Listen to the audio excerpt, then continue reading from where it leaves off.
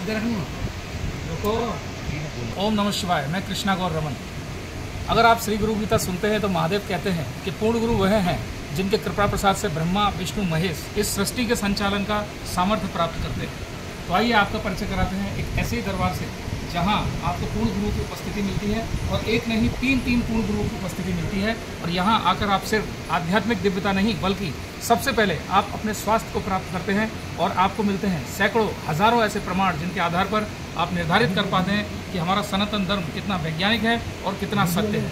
तो अगर आपको आध्यात्मिकता की आप खोज में हैं और आपके जीवन में बहुत सारे कष्ट हैं, लेकिन आपको किसी भी मंदिर में जाकर किसी भी आपको संस्था से जुड़कर किसी तरह की दिव्यता की अनुभूति नहीं हुई, अगर आपके जीवन के कष्ट नहीं मिटे, तो आइए हम आपका स्वागत करते हैं श्री करौली शंकर महादेव धाम कानपुर में, जहां आपके कदम पड़ते ही आपको न सिर्फ दिव्यता की महसूस ही होगी बल्कि आपके हजारों लाखों कष्ट जीवन के मिट जाएंगे और आपके पितरों की मुक्ति होगी। इसी क्रम में आज हमारे साथ में इस दरबार के नेपाल के बहुत सारे भक्त हैं, और सभी को हम शुभकामनाएं देते हैं कि नेपाल में राष्ट्रीय स्तर की कमेटी का गठन हुआ है दरबार की तरफ से, और बहुत ही जल्दी नेपाल में भी गुरुदेव के चरण कमल पड़ने वाले हैं। और आइए चर्चा करेंगे और जानेंगे कि नेपाल से इतने सारे भक्त जो दरबार में जुड़ते हैं उनके क्या उद्देश्य है, और इस दरबार में उनको क्या अच्छा लगा जिसकी वजह से वो सभी लोग यहाँ दरबार में आज उपस्थित हैं।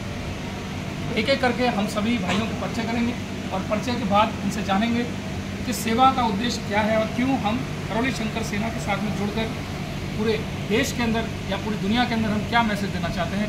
तो सबसे पहले हम हमारे नेपाल के अध्यक्ष न्यासी प्रधान जी से बात करना चाहेंगे, और उसके बाद आगे एक एक करके संस्था के जितने भी वहाँ के पदाधिकारी हैं उनसे सभी से हम चर्चाएँ करेंगे। नया भाई आपका स्वागत है। हरि हरि। नमस्कार, जय बाबा की। हम नेपाल से दरबार आने का मूल उद्देश्य, हम यहाँ आने का मुख्य उद्देश्य करौली शंकर महादेव धाम उद्देश्य क्या आया था। ये धार्मिक तीर्थ स्थल के स्वरूप में यहाँ रोग मुक्त होने के साथ साथ शोक मुक्त भी होता है। इसलिए ये सब देखते हुए हम लोग ने भी एक नेपाल में भी ऐसा ही दरबार का परिकल्पना करके यहाँ हमने आगे बढ़ाने की प्रक्रिया में है। और जल्द से जल्द हम वो नेपाल में एक दरबार के छोटा सा कार्यक्रम ये आरती संचालन करने जा रहे हैं। जल्द से जल्द हो जाएगा ये।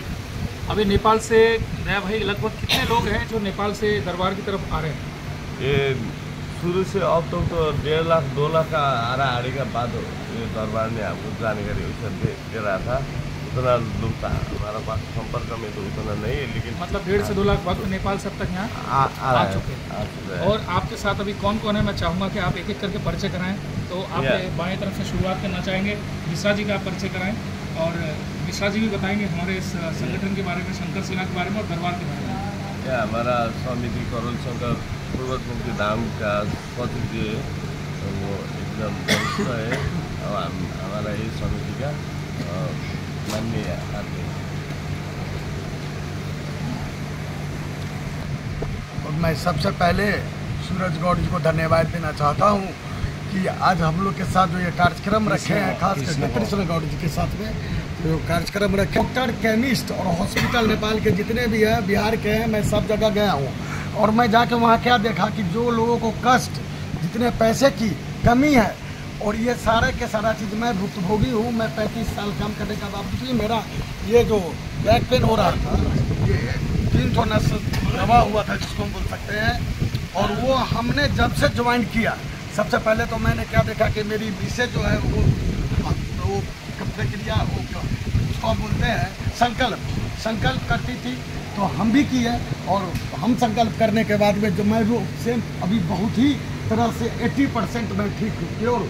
न मैं कोई टैबलेट खाता हूँ, न मेरा कोई इंजेक्शन लगता है, हाँ, और मैं कोई प्रक्रिया भी नहीं किया हूँ अभी तक। और ये देखने के बाद हमको ये लगा कि मैं फार्मा लाइन से जुड़ने के बावजूद में भी हमारे नेपाल में 3 करोड़ जो जनता है, हम लोग गरीब हैं। और सवाल गरीब और धनी का नहीं होता है, रोग किसी को भी लग सकता है डिजीज। तो कमती में स्थापना अगर दरबार का वहाँ स्थापना होता है तो 3 करोड़ नेपाली उससे लाभान्वित होंगे, और शुद्धिकरण होगा नेपाल का। जो हम सनातन हिंदू के लिए जो हम लोग लड़ रहे हैं, जो कर रहे हैं, वो हमारे पशुपतिनाथ के क्षेत्र में, नेपाल में बाबा का आगमन हो, और ये श्रेय इस कमेटी को लगे। हमारे कमेटी के विजय गुप्ता वाइस प्रेसिडेंट है, प्रेसिडेंट दयाश्री प्रधान है, ट्रेजरर है वो घनश्याम मिश्रा है, और सारे के सारे मैं खुद हूँ, और हमारे वरिष्ठ सलाहकार इतने अनुभवी है दिल बहादुर जी की, उनका तारीफ जितना भी करे तो कोई शब्द नहीं है। और इन इतने परिपक्व लोग हमारे कमेटी में हैं और हम उन लोग के साथ हैं, और सब मिलके दरबार में हम लोग आए हैं, और हम लोग चाहते हैं कि नेपाल धरती का शुद्धिकरण हो, नेपाल में धर्म सनातन धर्म का प्रचार हो, और साथ साथ नेपाली जनता जितने भी हैं ये सारे के सारे लोग इससे रोग से कष्ट से मुक्त हो। इतना कहते हुए मैं अपना 2 शब्द यहीं पे समाप्त करता हूँ। जय धन्यवाद। जय। जैसा कि भैया ने बताया कि आज जो मेडिकली जो एक चैलेंज सबसे ज़्यादा है पूरे ब्रह्मांड में, आप कहीं भी जाइए लोग सिर्फ दवाइयाँ खा रहे हैं लेकिन उनका इलाज नहीं हो रहा है। लेकिन करौली शंकर महादेव धरती पर एकमात्र ऐसा धाम है जहाँ पे आपको दवा खाने की ज़रूरत नहीं पड़ती है, छुआ नहीं जाता है, सिर्फ आप वैदिक प्रक्रिया करते हैं और आप पूरी तरह से स्वस्थ हो जाते हैं। इसी क्रम में मैं दिल रमन भाई को इन्वाइट करना चाहूँगा और भैया से जानना चाहेंगे कि दरबार से जुड़ने का उनका क्या अनुभव रहा और वो क्या बोलना चाहेंगे करौली शंकर सेना के बारे में भी और दरबार के बारे में। स्वागत है। मैं दिल रमन विश्वकर्मा हूँ, मैं नेपाल से हूँ और अभी पहले भी मैं तदर्थ समिति में सदस्य था। अभी जो करौली शंकर पूर्वज में साधारण सभा, पहले साधारण सभा से मैं अभी सलाहकार में हूँ। फिर भी करौली शंकर महादेव पूर्वज मुक्ति धाम कानपुर और बाबा माता की कृपा से ये सेवाएं लगा रहने की जो संकल्प किया है, शायद बाबा ने इसी के लिए मैंने देखा है। अनुभव की बात करें तो ये किताबी बनता है, अगर पहली बार आएगा इस बार मिल नहीं पाया, बैठ नहीं पाया, दूसरी बार फिर मैं आने लगा। जो आने के सोच रहा था, एक दिन पहले मैं बीमार हो गया। क्यों बीमार हुआ? बाबा माता ने घर से ही मेरे चिकित्सा शुरू कर दिया। जब वो अभी पता चलता है मुझे कि सब कुछ अनुभव होता जा रहा है कि इतना अच्छा अनुभव है कि क्या कहूँ, और कहने को नहीं मिलता है। बाबा ने जो बोला है गुरुदेव ने, ज़्यादा अनुभव बताने की ज़रूरत नहीं है, अच्छा नहीं होता है इसलिए मैं बता नहीं पाता हूँ। लेकिन जब मैं पहली बार इधर आया, मैं इतना बड़ा चश्मा लेके आया था। जब मैं ये शनिवार और अमावस्या का नमन कर रहा था, मैं एक दिन कमरे में बैठा था और चश्मा लगा के फेसबुक देख रहा था, यूट्यूब देख रहा था। उस वक्त यहाँ से एक आवाज़ आई, कहाँ से आवाज़ आई, क्या हुआ, मैंने देख रहा था। फिर मैंने चश्मा निकाला तो चश्मा टूटा हुआ पाया। फिर मैंने वो चश्मा टूटा हुआ पाया। फिर मैंने मोबाइल दिखा तो जो मैंने नहीं दिखता था वो सब देख लिया मैंने, बड़ा अच्छे में बहुत देख लिया। बोलिए करौली सरकार की, गुरुदेव भगवान की। जो भी भक्त घर में बैठकर भी बाबा तो बढ़ते श्रद्धा भरते विश्वास पूजा पाठ करता है ना, उसका वहीं से भला शुरू होता है। इतना भला होता है कि उसको पता ही नहीं चलता है क्या हो रहा है, ये सच में हो रहा है क्या, ये होता है क्या, ऐसा अनुभव दिला देते हैं बाबा माता। घर से चिकित्सा शुरू कर देते हैं। अब मेरा अनुभव तो इतना बड़ा है कि बाबा माता की कृपा हर समय से बने रहे, और हमारा करौली शंकर पूर्वज मुक्ति धाम में जो जिम्मेदारी हम सबको दिया है, बाबा माता की कृपा बहुत है। लेकिन सबको निराशा होना नहीं चाहिए, आरोप में नहीं लगना चाहिए। जैसे बाबा माता कहते हैं उसी में आगे बढ़ना चाहिए। जितना जल्दी हो सके गुरुदेव को नेपाल में चरण चरण रखे। हम सबको 3 करोड़ नेपाल वासियों को स्वस्थ रखने की कृपा करें। अभी भी कृपा तो बहुत हो रहा है, फिर भी जो हम करौली शंकर पूर्वज एकदम स्थापना किया है ना, उसके थ्रू हम गरीब निस्सहाय और जो पैसे नहीं है उन लोगों के लिए सेवा करने के लिए गुरुदेव का आशीर्वाद, बाबा माता का आशीर्वाद हमको मिल रहा है। उसके लिए हमारा दयाश्री प्रधान भाई साहब आगे बढ़ रहे हैं। उसके हर सुख दुख में अच्छा भरा बुला में हम साथ देंगे, और जो आदेश गुरुदेव ने दिया है उसी आदेश के सिरोधार्य करके मैं दयाश्री प्रधान के साथ में हूँ, हर हमेशा साथ रहूँगा। तो बाबा माता ने ये जन कृपा कर रहा है, क्योंकि जो गुरुदेव का आदेश है वो आदेश पालन कर रहा हूँ। मैं किसी के पीछे नहीं, दयाश्री के पीछे नहीं हूँ मैं। तो आप बात कर रहे हैं आदेश पालन की। आदेश पालन कर रहा हूँ। आदेश पालन हम दरबार में आके देखते हैं कि लोग बहुत अनुशासित हैं यहाँ पे। जैसे गुरुदेव भी कहते हैं कि शंकर सेना और दरबार के जितने भक्त हैं वो स्वयं अनुशासित हैं। तो मैं भैया से आपको जानना चाहूँगा, कोई भी संगठन, हम जिस भी संगठन के बारे में सुनते हैं, तो आज कहीं पे आप देखिए एक ऐसा लगता है जैसे कि राजनीतिक संगठन शुरू होने जा रहा है। लेकिन देश में ये पहला ऐसा संगठन है जिसकी जो आधारशिला है वो है सेवा। तो आपको क्या लगता है सेवा का रास्ता क्यों चुनना चाहिए? या शंकर सेना के माध्यम से हम देश में, दुनिया में किस तरह से सेवा कर सकते हैं? हरिहर, हम घनश्याम सिंह और इस संस्था के सह कोषाध्यक्ष और घर नेपाल से, और जो आप कहें, और सबसे पहले तो मैं अपना अनुभव शेयर करना चाहूँगा ये सभी चैनल व्यूज़ करने वाले सभी को। और जब अनुभव की बात करें तो हम अभी कोई प्रक्रिया नहीं किए दरबार में, बिल्कुल सिर्फ हम एक संकल्प और अर्जी, हम बस उसी के माध्यम अभी में हैं।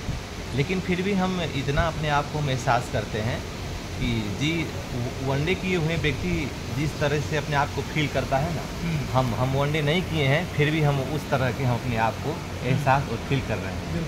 क्योंकि जब हमारे पेट में एक मांस की गांठ है, जो हमारे काठमांडू के टीचिंग हॉस्पिटल में हम उपचार के लिए गए हुए थे, वहाँ पर बोला गया कि इसका कोई इलाज नहीं है, सिर्फ ऑपरेशन करना होगा, और ये कैंसर का एक प्रमुख कारण भी है। आपका जैसे 40 उम्र कटे तो आपका कैंसर का मुख्य कारण हो सकता है। तो हम बहुत टेंशन में हो गए और बहुत कुछ अभाव के कारण ऑपरेशन भी नहीं करा पा रहे थे।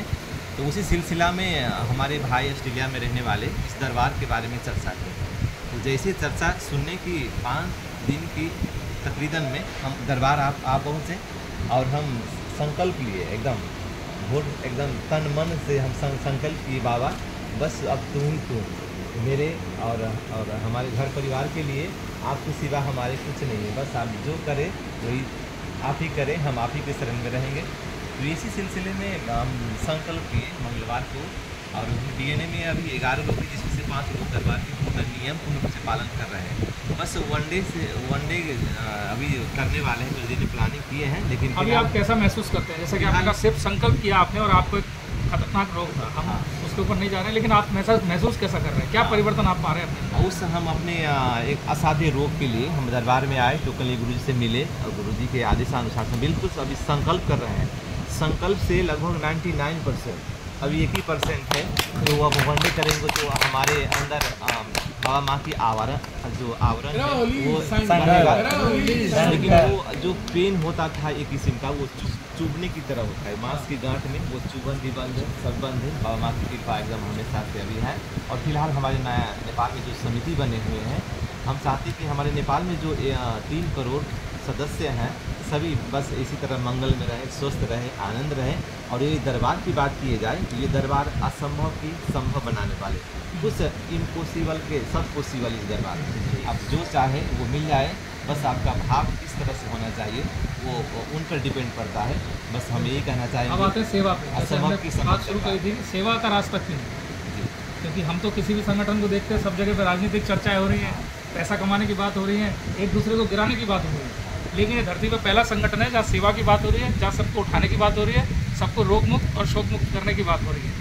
तो आप इस मुहिम से जो जुड़े हैं, तो आपने सबसे अच्छा आपको क्या लगा जिसकी वजह से आप इस मुहिम के साथ में जुड़े? देखिए, जब बात सेवा की हो तो हमारा दरबार करौली शंकर पूर्वज मुक्ति धाम कानपुर का सबसे मेन एक यही उद्देश्य है कि मानव जन कल्याण हेतु हमारे इस विश्व में, ब्रह्मांड में जितने हैं वो सब एकदम स्वस्थ निरोग रहें और रोग मुक्त और शोक मुक्त रहें। तो हम सभी नेपाल में इसी अभियान के साथ एक वहाँ पर एक केंद्रीय समिति बने हैं, जो हमारे श्रद्धेय दया जी वहाँ का अध्यक्ष जी हुए। और अब हम बस इतना है, सेवा हम नेपाल भी में करा सकते हैं। ऐसे क्रम में आगे जरूर बढ़ेंगे। और जैसा कि अभी तक हम देख रहे हैं कि दया भाई की एज देखिए, मिश्रा जी की एज देखिए, साहब की एज देखिए, दिल भाई की एज। तो जनरली क्या होता है, आप किसी भी संगठन में से जाते हैं, जहाँ पर सेवा की बात होती है, तो वहाँ पे जो लोग आप कार्यकर्ता के रूप में देखते हैं उनकी उम्र 40 साल, 50 साल, 60 साल। लेकिन अभी ये लोग तो बिल्कुल यंगस्टर हैं। जिस समय लोग इस समय अपने करियर बनाने के लिए इधर उधर भाग रहे होते हैं, भटक रहे होते हैं और अलग अलग तरह के व्यसन में पड़े होते हैं, ऐसे उम्र में जिस समय लोग मौज मस्ती कर रहे हैं, लेकिन यहाँ सेवा की बात हो रही है, तो ऐसा कैसे हो पा रहा है? तो आइए अगले हमारे भाई से बात करते हैं, उनके परिचय के साथ में शुरू करेंगे। और सवाल वही रहेगा कि सेवा का रास्ता क्यों? सभी को जय माँ बाबू जी। अब ये सेवा जो बोल रहे हैं, ये जो हम भी नेपाल से हैं, 2-2.5 साल से हम भी मतलब कि दरबार से जुड़े हुए हैं। ऑफिशियली तो अभी आए हैं, पहली बार आए हैं नेपाल से। मतलब नेपाल से यूट्यूब के माध्यम से, फेसबुक के माध्यम से हम लोग देख रहे हैं सब। 2-2.5 साल हो गया, मतलब 2-2.5 साल के अंतर में जो ये हमको पता चला है, जो देख रहे हैं, जो कर्म को काटने की शक्ति जो दरबार की माँ बाबा की गुरुदेव की जो है, अब ये कहीं भी नहीं देखा। और ये 2 साल नमन करते करते, पूजा करते करते, प्रार्थना करते करते, संकल्प करते करते, प्रक्रिया तो कोई भी नहीं किया है। अब इसमें सेवा भाव जो है, अब वो कर्म को काटने के लिए भी सेवा भाव होना जरूरी है। बहुत अच्छी बात बताई आपने कि जब हम सेवा का रास्ता अपनाते हैं और पूर्ण गुरु के माध्यम से सेवा का रास्ता अपनाते हैं, क्योंकि पूर्ण गुरु के माध्यम से इसलिए होना चाहिए क्योंकि सेवा ताकि सेवा के रूप में हो। नहीं तो क्या होता है, शुरुआत तो सेवा भाव से होती है लेकिन बाद में किसी दूसरे मार्ग पे वो पहुंच जाते हैं। लेकिन जब आप पूर्ण गुरु के माध्यम से सेवा भाव अपनाते हैं, दूसरों की मदद करते हैं, माँ कामाख्या महादेव के एक पवित्र स्थान से उनको जोड़ते हैं, तो आपका सेवा भाव आपके लिए फलित होता है और आपके कर्म को नष्ट होते हैं। तो मैं अगले हमारे भाई की तरफ जानना चाहूँगा, लेकिन उससे पहले सबसे पहले इनकी उम्र पूछेंगे। कितनी उम्र है आपकी? इस समय लोग जॉब के लिए भाग रहे होते हैं, लेकिन आपने सब चीज़ों को साथ में लेके, यानी कि अपने करियर के साथ साथ आध्यात्मिकता की तरफ भी आगे बढ़ रहे हैं। तो आध्यात्मिकता हमारे जीवन में क्यों जरूरी है, मैं आपसे जरूर जानना चाहूँगा। और सबसे पहले आपका नाम जानना चाहूँगा। मेरा नाम सूरज रमन विश्वकर्मा और मैं अभी वर्तमान के हमारे जो दरबार द्वारा घोषणा की गई नेपाल की करौली शंकर पूर्वज मुक्ति धाम नेपाल का सदस्य हूँ। एक सेवक हूँ, बाबा माँ द्वारा चुना गया और बाबा माँ को धन्यवाद देना चाहता हूँ। और मैं वास्तव में दरबार में आध्यात्मिक उन्नति के लिए ही जुड़े थे हम, तो वास्तव में जो है यही मैं प्रमुख मानता हूँ। और समस्या तो थे ही, तो ये बाई प्रोडक्ट के रूप में मुझे मतलब मिल गया, समस्या का भी समाधान मिल गया और साधना में हम आगे बढ़े और मोक्ष को उपलब्ध हो। बहुत बढ़िया, बहुत बहुत धन्यवाद। आप भी हमारे के साथ दरबार के पुराने ऐसे भक्त हैं जिनसे भी हम आपको परिचय कराना चाहेंगे। बहुत बहुत धन्यवाद। तो भैया मैं चाहूँगा आप जरूर यहाँ कर रहे थे अनुभव की, तो अनुभव की इसी श्रृंखला में हमारे साथ एक और भाई हैं जिनका अनुभव भी जानेंगे और उनका परिचय भी जानेंगे। और हालांकि अब इतने सारे अनुभव हमने करौली शंकर महादेव दरबार में आके लोगों के देखे हैं प्रत्यक्ष रूप से कि आज कोई भी चीज़ असाधारण या कोई भी चीज़ चमत्कार जैसी कोई चीज़ अब लगती नहीं, क्योंकि जिसको देखिए हर किसी के व्यक्ति के जीवन में चमत्कार है यहाँ।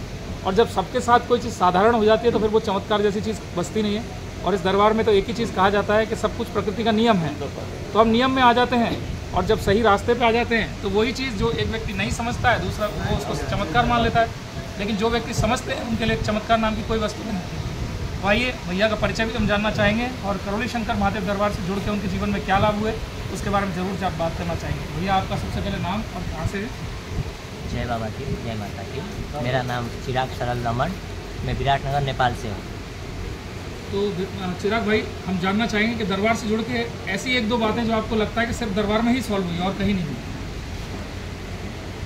ये सवाल बहुत आपने ऐसा सवाल किया जिसका जवाब देना अभी मुझको वो शब्द नहीं मिल रहे हैं, क्योंकि ये मैंने पहला वीडियो जो गुरुदेव के सामने में जब था तो उस टाइम में भी बोला था, आज भी यही बोलूँगा कि ये दरबार 99% वाला नहीं है, ये दरबार 100% वाला है और 100+ वाला है। तो समस्या का समाधान भी वैसे ही है, कोई भी 1% 1.1 का भी गुंजाइश नहीं कि कुछ मतलब यहाँ पे कमी रहे। ये ज़्यादा है, ज़रूरत से जितना हमको मिलना चाहिए उससे ज़्यादा देते हैं ये। तो मतलब जितना हम मानते हैं उससे ज़्यादा दरबार से मिल जाता है। तो मैं भैया आपसे जानना चाहूँगा कि दरबार में ऐसे कौन कौन से रोग हैं जो आपने देखे हैं कि लोगों के नष्ट हो चुके हैं और आपका भी क्या अनुभव है, परिचय के साथ में शुरुआत करना चाहेंगे। जय बाबा माँ की, और एक बार चाहूँगा जय गुरुदेव, जय माता गुरु माता। मैं विजय कुमार गुप्ता रमन और मैं बीरगंज नेपाल से हूँ। नेपाल की जो कमेटी है मैं उसमें सेवक के रूप में एक उपाध्यक्ष हूँ। बड़ा अद्भुत ये दरबार है। अभी भाई ने बोला ना, यहाँ कोई परसेंट का बात नहीं है, सीधे पूरे की पूरी बात। और हमने तो अपना अनुभव देखा, जो रोग की बात होती है, हम जब वनडे कराने जाते हैं तो बताया जाता है 400 रोग, और मुझे लगता है कि 600 रोग से ज़्यादा जो लिस्ट में नहीं है वो भी एक बड़ी पुरानी एक वो है शब्द है कि जो मैं कहता हूँ करता ही हूँ और जो नहीं कहता हूँ वो भी करता हूँ। वैसे ये दरबार है, उसने जो लिस्ट में दे रखा है उसको भी ठीक करता है, और जो लिस्ट में नहीं है और आपके साथ वो समस्याएं हैं उसको भी ठीक करता है। तो ये दरबार जो है यहाँ पे आप सोचो ही मत, बस एक बार दिल से लग जाइए। और इस ब्रह्मांड की ऐसी जगह है, ब्रह्मांड ने भी ये बड़ी अद्भुत जगह चुना है। चुनते समय भी उसने बड़ी तरीके से, मैंने सुना हूँ कि उस समय तो मैं यहाँ नहीं था, मैं सुना कि एक आसमान में बमंडर सा हुआ और वो आके यहीं रुका था और आदेश हुआ था कि यही बने। तब से मैं मुझे लगता है कि यहाँ के कनकन में, क्योंकि दरबार के अंदर जब मैं प्रवेश करता हूँ तो पहले ही बताया गया था कि ये वाक्सी दरबार है। और वाक्सी दरबार ऐसा है कि आप जो बोलते हो वो पूर्ण रूप होता है, यानी आप संकल्प करते हो और हो जाता है। बिल्कुल, मतलब जो हमारे मन में इच्छाएं आती हैं वो एकदम होता है, इसलिए हम संकल्प के रूप में प्रार्थना करते हैं तो हमारी पूर्ण हो जाती है। बहुत साधारण है। लेकिन मैं यहाँ पे आपको रोकूंगा बीच में। हमारे लिए तो ये बहुत छोटी सी बात हो गई कि हम संकल्प कर रहे हैं और तुरंत वो चीज़ हमारे साथ में हो जाती है। लेकिन दरबार से जुड़ने से पहले क्या कभी ऐसा कभी हुआ कि हम कोई चीज़ सोच रहे हैं या भगवान से प्रार्थना भी कर रहे हैं तो वो चीज़ पूरी हो रही है? अब दरबार से जुड़ने के बाद में चीज़ें एकदम से बदल गई। तो एक साधारण इंसान के रूप में अगर हम देखें, जो प्रार्थना कर रहे हैं भगवान के आगे दिन रात व्रत कर रहे हैं, त्यौहार कर रहे हैं, लेकिन उनकी बीमारियां सिर्फ बढ़ रही हैं, कम नहीं हो रही। तो आपको क्या लगता है कि लोग इतनी पूजा पाठ कर रहे हैं लेकिन उनकी समस्याओं को उनको समाधान क्यों नहीं मिलता? श्री करौली शंकर महादेव धाम में ही समाधान क्यों मिलता है? ये अगर आप ध्यान से इस दरबार की अगर वीडियो देखेंगे और बहुत सारे वीडियो आपके जो हैं उसमें भी इसके बातों में क्लियर है कि क्या है कि लोग भावनाओं में बहे हुए हैं और कई संकुचित धाराओं में अपने आप को बांध रखे हैं। इस मंदिर में जाऊंगा ऐसा हो जाएगा, जबकि क्लियर बाबा जी ने मेरे हर वीडियो में बता रखा है जो श्रापित मंदिर है, जो मूर्तियां हैं उसमें आपका निदान नहीं है। आप स्वयं सोचिए कि जिस मंदिर में वर्षों से जा रहा हूँ, आपके पूर्वज भी गए हैं और आप समस्याओं से घिरते जा रहे हैं, आपका समाधान नहीं है। तो सबसे तो पहले वहाँ से निकलिए और क्लियर है, आप समय निकालिए, इस दरबार में आइए। क्योंकि मुझे दरबार में आने से भी, अगर आप दरबार भी आते हैं तो बहुत सारी रुकावटें भी आती हैं। आपके पूर्वज और रास्ते के बहुत सारे ऐसे तत्व हैं जो आपको रुकते हैं। मैं भी जब वनडे कराने के लिए घर से निकला था तो मैं आपके बातों को मिला दिया। इससे पहले क्या हुआ था, मेरी कार का रास्ते में दुर्घटनाग्रस्त किया गया और भाई ने बोला कि मैं दूसरी कार भेजता हूँ। मैं बोला नहीं, दरबार से मैं संकल्प किया हूँ कि मैं आपके यहाँ आ रहा हूँ, इसी गाड़ी से जाऊँगा। मैं मिस्त्री के पास गया और बनवाया और आया या वनडे किया। उसके बाद से तो मैं अपने आप को एक अलौकिक दुनिया में महसूस करता हूँ कि दरबार वास्तव में इस धरती पर होते हुए आप अलौकिक में है। कल की घटना है, बाबा ने हमें ब्रह्मांड में भी घुमाया है और आप ब्रह्मांड के दर्शन करना चाहते हैं तो ये दरबार है, वाक्सी दरबार है।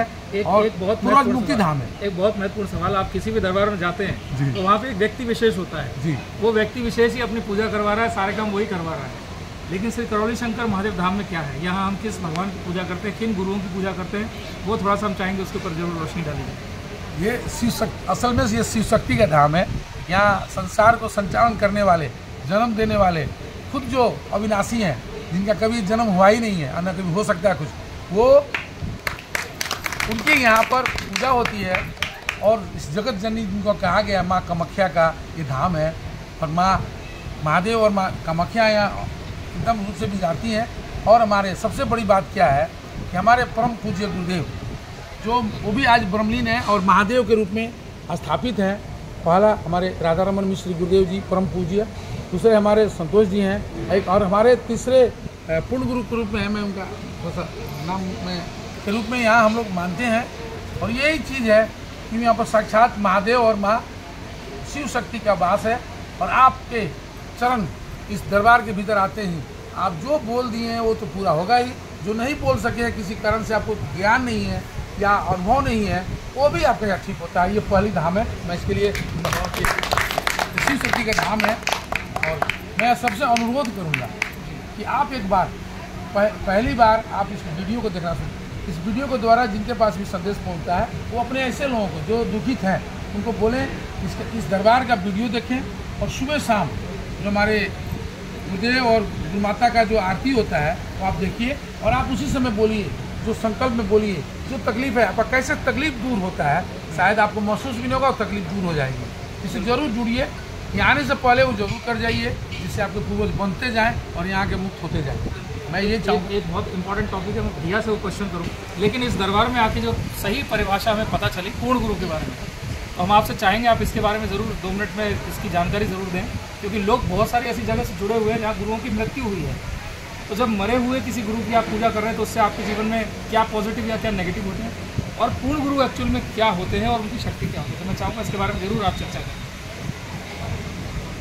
हाँ, मैं खुद भी बहुत गुरु परंपरा से विगत में जुड़ के यहाँ तक पहुँचा हुआ हूँ। जो गुरु सात्विक थे, जिसने यहाँ तक आने के लिए मुझे आगे बढ़ाया, उन सबको मैं अभी भी नमन करता हूँ। लेकिन जहाँ जहाँ मैं अटका, जहाँ जहाँ पे लटका, वो भी मुझे अभी यहाँ दरबार में आके खुद अभी वो अनुभव हो रहा है कि वास्तव में गुरु कोई शरीर नहीं होता है, गुरु ज्ञान होता है। और वो ज्ञान को रिप्रेजेंट करने के लिए, डिलीवर करने के लिए एक शरीर में परमात्मा आते हैं, और जो ज्ञान को डिलीवर कर सके और उसको होता हुआ दिखा सके, अनुभव करा सके, वो पूर्ण गुरु है। नहीं तो शब्द में केंद्रित हो जाएगा सब। इसलिए यहाँ जो पहली परिभाषा है आपके हिसाब से ये है कि जहाँ भी हम पूजा पाठ कर रहे हैं, बहुत सिंपल सी बात है, कष्ट बढ़ते जा रहे हैं तो तुरंत छोड़ दीजिए। और आप जहाँ पूजा पाठ कर रहे हैं, आपके कष्टों से आपको मुक्ति मिल रही है, आपके रोग दोष दूर हो रहे हैं, यानी कि आप अपने आप में सकारात्मकता को महसूस कर पा रहे हैं, तो आप उस दरबार से जुड़िए। लेकिन आज हम देखते हैं कि लोग अप्रतिष्ठित मूर्तियों की पूजा कर रहे हैं, जिन मूर्तियों की कोई प्राण प्रतिष्ठा नहीं हुई, अप्रतिष्ठित है, लेकिन वहाँ भीड़ है, तो भीड़ को देख के लोग जाते हैं, है ना। तो मैं चाहूँगा मिश्रा जी इसके ऊपर ज़रूर रोशनी डालेंगे।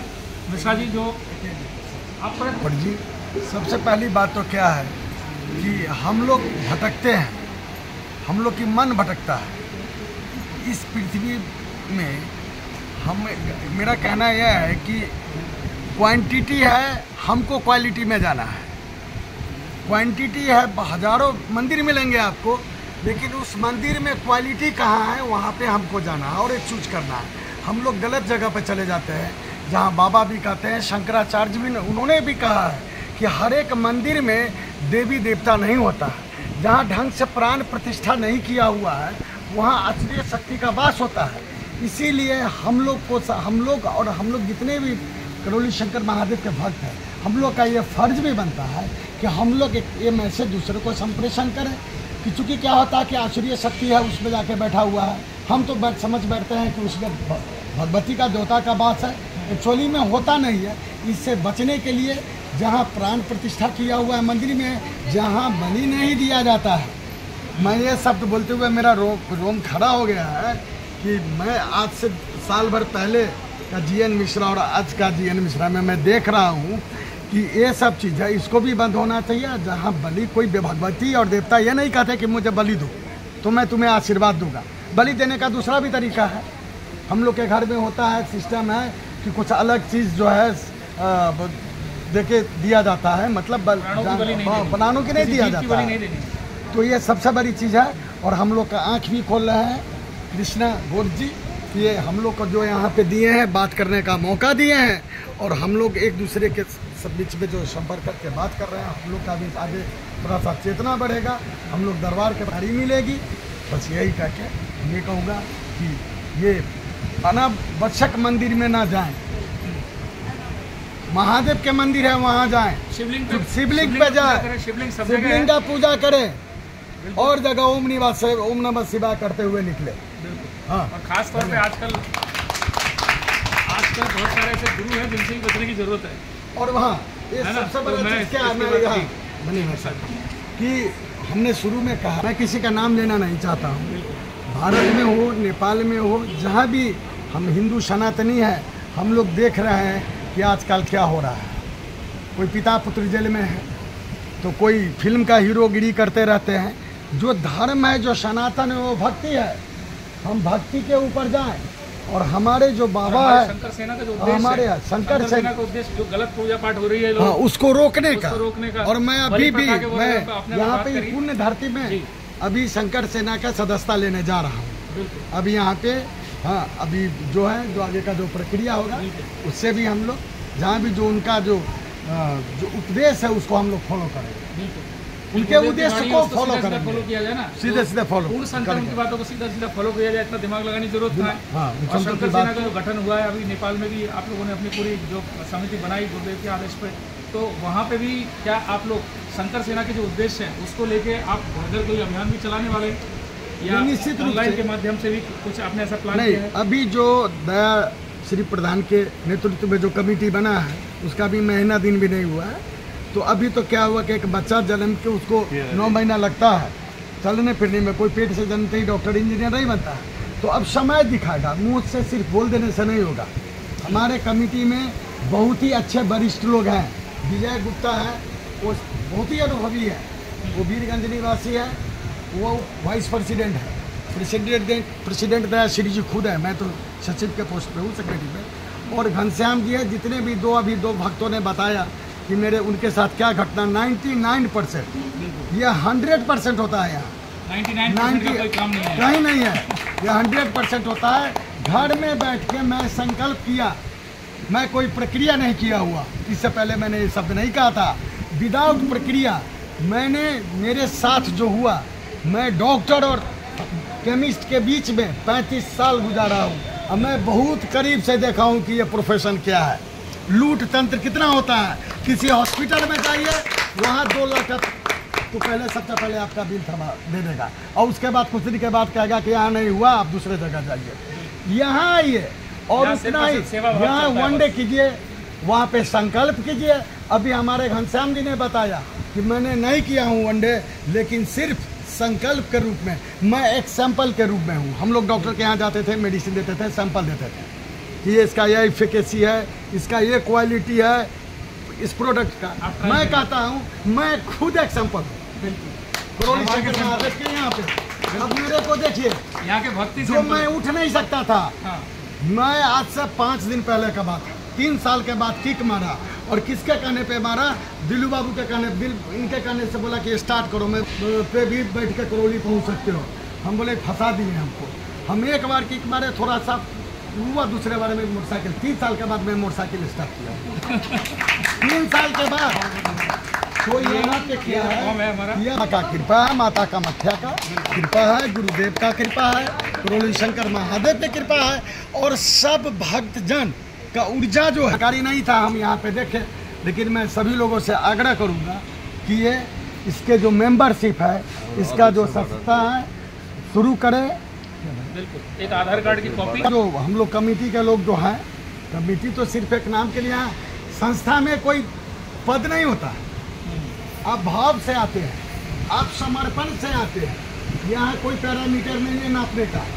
आप PhD किए हैं तो आप बहुत ज़्यादा भक्त बन गए हैं, और आप घर के हैं, नहीं पढ़े लिखा, तो भगवान मिलते हैं, ईश्वर का प्राप्ति होता है। हम आग्रह करेंगे कि हमारे अध्यक्ष दया श्री प्रधान इसका शुरू करें, और हम लोग जो भी उपस्थित है यहाँ करें, इसका सदस्यता ले लें, और करके मैं 200 दिया। बहुत बहुत धन्यवाद आपका।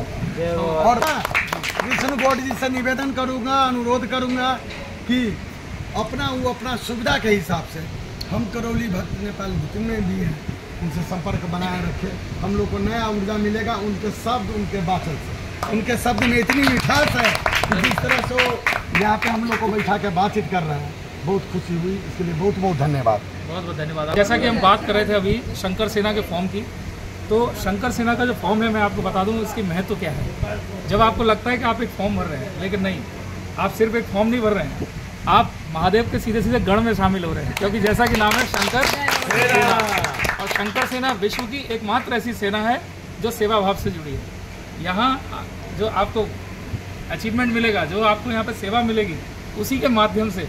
ज़्यादा बड़ी बात ना करें कि लोग हजारों साल तपस्या करके जो नहीं ले पाते, यहाँ दरबार में से बहुत सारे भक्त हैं, तो कुछ महीनों के अंदर ही सेवा करके उस लेवल तक आध्यात्मिकता में भी पहुँच चुके हैं। तो आइए, आप सभी का स्वागत है। शंकर सेना में आवेदन करिए, शंकर सेना में सेवा भाव से आइए, और पूरे विश्व में जो एक सही ज्ञान आध्यात्मिकता को लेकर होना चाहिए, वो शंकर सेना के माध्यम से पहुँचेगा। और घर घर हमें इस श्री करौली शंकर महादेव धाम की जो कृपा है उसके बारे में बताना है, जिससे जो लोग हैं, जो कष्ट हैं इस दुनिया के अंदर, जो लोग आज बहुत ज़्यादा सफ़र कर रहे हैं, लाखों रुपए वो खर्च करते हैं, पैसा वेस्ट करते हैं, लेकिन उसके बाद भी एक बीमारी ठीक करने के लिए जाते हैं और 100 बीमारी साथ में लेके आते हैं। तो ये एकमात्र ऐसा धाम है जहाँ पे आप एक बीमारी ठीक कराने के लिए आते हैं, लेकिन उसके साथ 100 बीमारियाँ अपने आप ही सही हो जाती हैं।